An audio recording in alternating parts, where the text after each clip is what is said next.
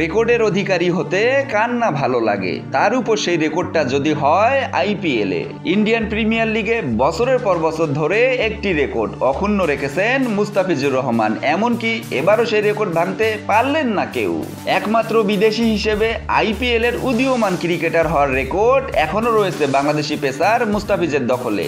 মুস্তাফিজুর রহমান প্রথমবারের মতো আইপিএল খেলেন 2016 সালে। 2015 সালে বাংলাদেশের জার্সিতে স্বপ্নের মতো অভিষেক হয় তার।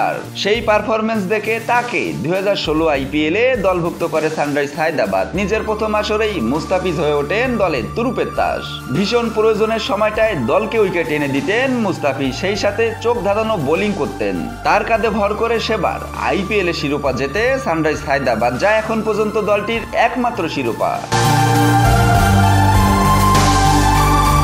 আর এই পারফরমেন্সে মুস্তাফিজ পান ইমার্জিং প্লেয়ার বা আইপিএল এর উদীয়মান ক্রিকেটারের পুরস্কার। সে সময় মুস্তাফিজ একমাত্র বিদেশি ক্রিকেটার হিসেবে এই অ্যাওয়ার্ড পেয়েছিলেন। মজার বিষয় হলো এখনো একমাত্র অভারতীয় ক্রিকেটার মুস্তাফিজ, যিনি আইপিএল এই খেতাবের মালিক। এখন পর্যন্ত যে 17টি আসর মাঠে গড়িয়েছে আইপিএল এ, তার 16টি আসরেই ভারতীয় কেউ না কেউ জিতেছেন ইমার্জিং প্লেয়ারের অ্যাওয়ার্ড। শুধু মুস্তাফিজই বিদেশি ক্রিকেটার হিসেবে জিতেছিলেন 2016 সালে।